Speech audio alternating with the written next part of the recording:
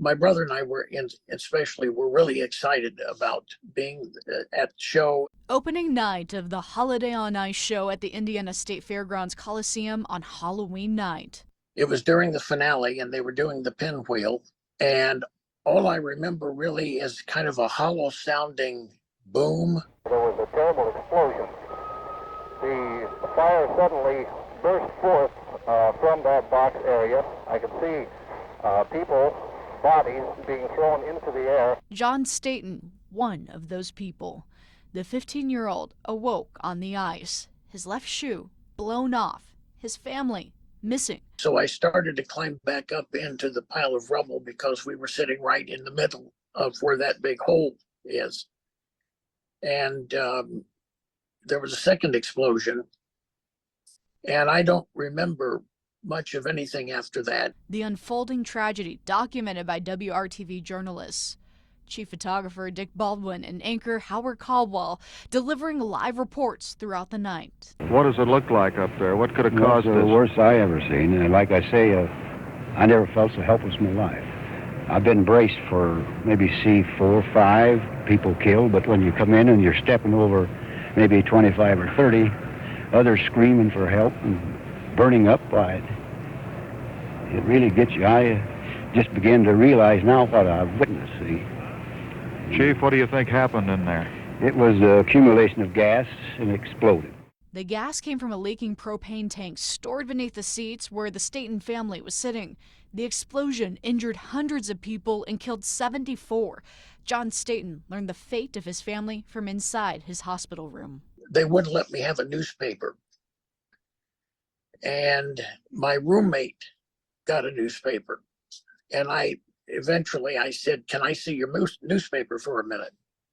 And so he tossed it over to me, and there on the front page was a list of the people who'd been killed and injured. And I found, one by one, I found the family listed as having been killed. So that was how I found out. Staton lost his parents, a grandmother, and his brother, David. My brother and I were big ice show fans. So when my sister was born, David and I insisted that she be named Barbara Ann after Barbara Ann Scott, who was the Canadian champion. And so that's how she came to be named Barbara Ann. She was named after a figure skater. Barbara Ann Staton also survived the blast, although she suffered severe burns. She lived with the scars from those burns until her death in 2006.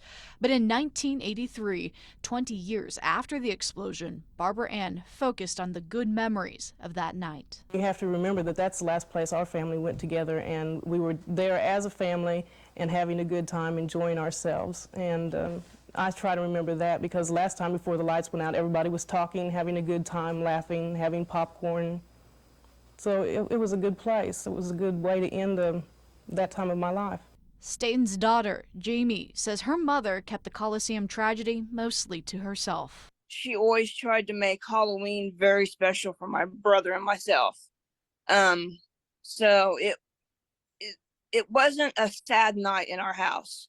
It was just she always did the best to uplift it and make it have fun and enjoyable, and which I really shocked me as I got older, now that I think back on it, because that just had to be a terrible night. A night of tragic memories and memories lost. I'd really like to remember the last things I said to my brother. He was sitting next to me on my right, and my parents and grandma.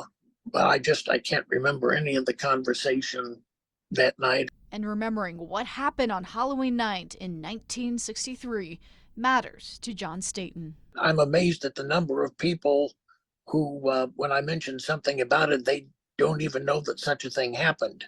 Piano-sized chunks of concrete were tossed into the air and crashed downward. With the blast came fire and death. For survivors, the tragedy was so immense it was unbelievable.